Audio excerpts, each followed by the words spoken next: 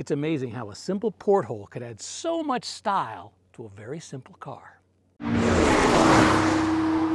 Hi there, Rick DeBrule with another chapter in the automotive evolution. Once again up here at Desert Valley Auto Parts. We're at their Black Canyon City location. It's about 45 minutes north of the north end of Phoenix.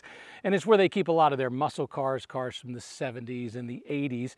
And during our last walk around, I asked you folks out there, I said, well, of the cars we're whipping by, which one do you want to see a little more in-depth look at? And this was one of the cars that people in the comments chose. This 1978 Pinto Cruising Wagon. Now, we mostly know the history of the Pinto, right? It came out as a 1971 model, went all the way through 70s, ended up at the very end in 1980. It was competing against the Vega. The Vega and the Pinto were kind of going against one another, but to be honest with you, the Pinto pretty much ruled the day. Their sales were always much stronger than the Vega was. So the Vega, in fact, it actually went out of production a few years before the Pinto did. Now, when they first came out with the Pinto, they had a 1600cc engine and a 2000cc engine. The 1600cc engine, they used to call it the Kent engine, that was a real workhorse. In fact, that same 1600cc engine, the Kent version, that became the mainstay of a lot of racers around the world. Remember the Formula Ford series, that 1600cc engine? Boy, that was just a workhorse, and a lot of people figured out ways to get a lot of power out of that before it was all said and done. As time went along, though, they evolved into a 2.3 liter and a 2.8 liter V6 before it was all said and done. Of course, the big problem with the Pinto happened to be with the fact that they had an issue with their fuel systems and they could catch fire. There was a major lawsuit over it. There was a big recall over it. Years later, there was another study that was done that said maybe the Pinto didn't quite have as many problems as some of the other compact cars of its day. Maybe it just got worse publicity for it. Having said that, if you were one of the people who was hurt or injured as a result of a Pinto fire, it didn't make you feel any better knowing that it might have been the same problem in any other car.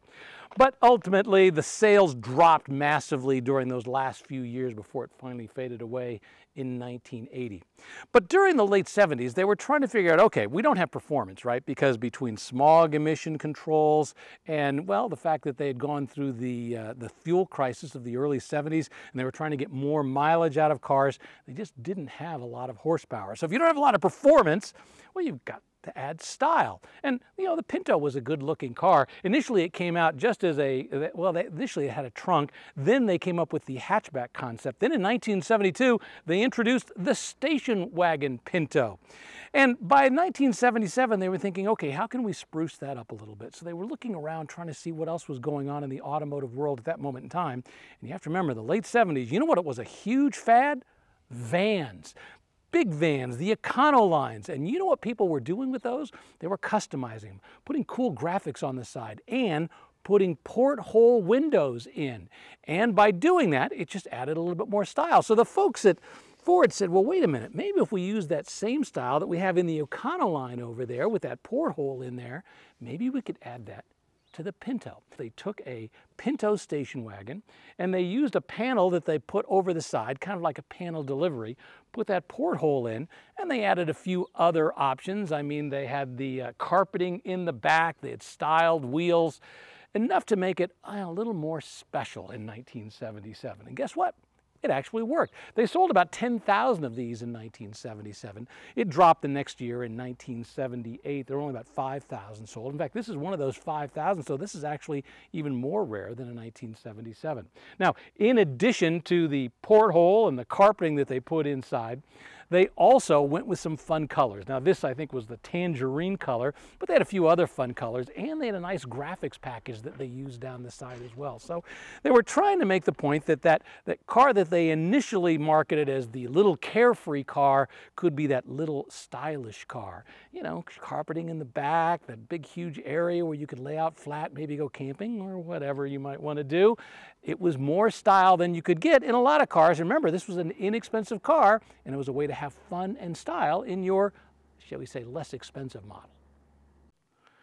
So let's take a walk around and look at this Pinto Cruising Wagon. In fact, we'll start up front and we'll lift the hood, and underneath I think we're going to see that 2.3 liter four-cylinder engine. Remember, this did not have the 2.8 liter six-cylinder engine, but this engine right here actually became a big, important engine for Ford over the years. That 2.3 liter, a few years later, they were turbocharging it. Now, really, it was the foundation for a lot of the EcoBoost motors that you see out there today.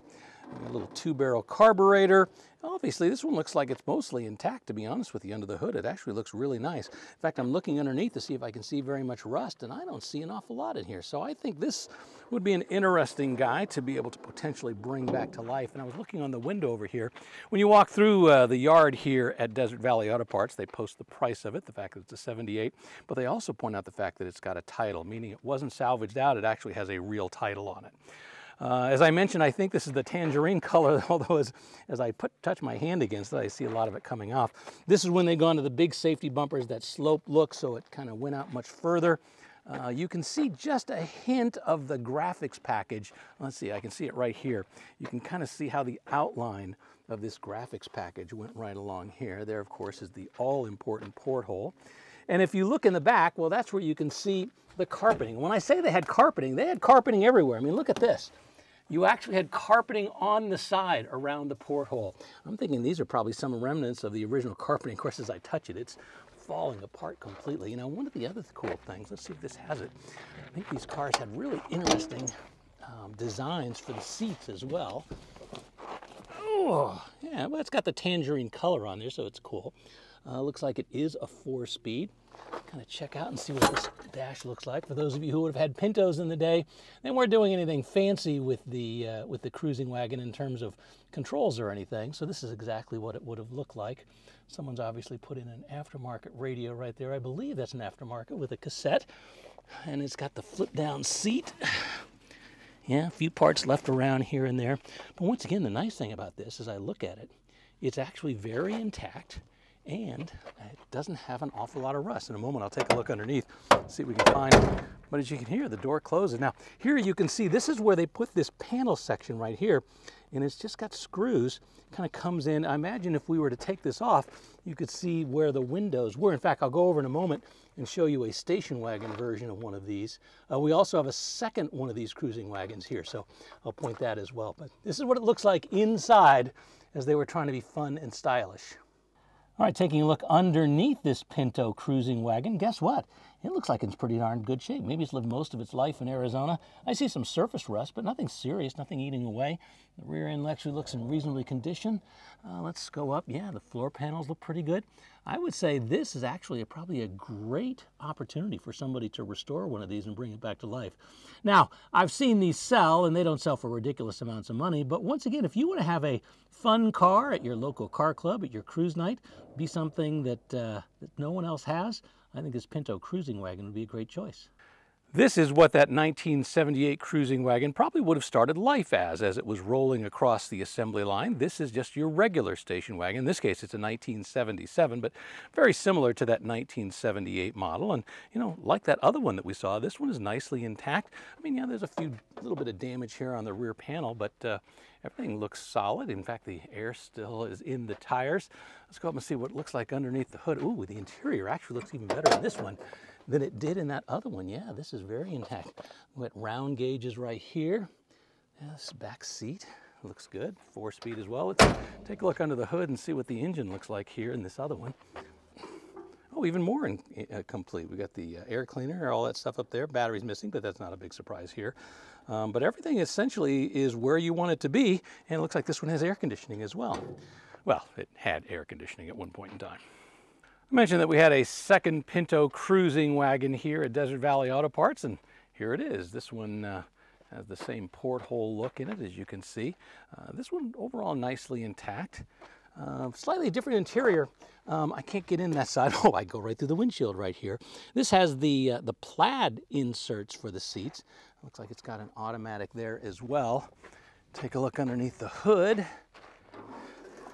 Oh, it looks like this one has the V6 engine, the 6-cylinder engine. That was one of the options. This was a 2.8 liters engine as opposed to that 4-cylinder 2.3 liter engine that was in the other one. So a little bit different right here. Just go looking down the side. Once again, most of the panels are intact.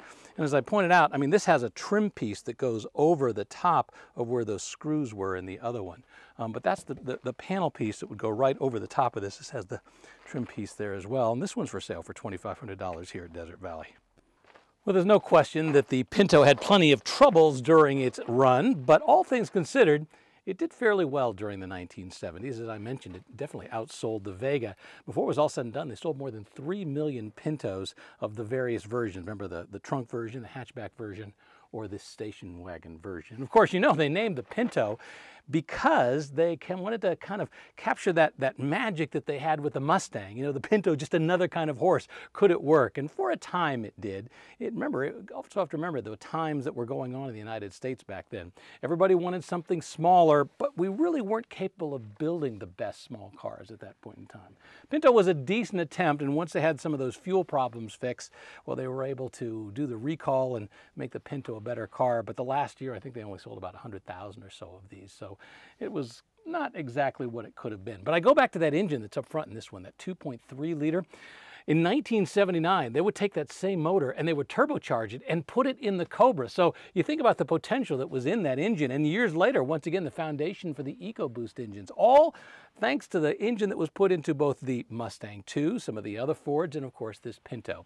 So this Pinto Cruising Wagon is an attempt to take, well, something very simple, something inexpensive, and just give it a little more style. Now, here's what I want to know from you. Do you have one of these? Have you ever had one of these? Do you know anybody who had both the Pinto Cruising Wagon and the Econoline that looked the same? I think it'd be interesting to find out what are left out there that aren't in a junkyard. The cool thing about this one and the other one, I think these are both fixable. Maybe you buy them both and make a greatest hits or a greatest bits car out of them.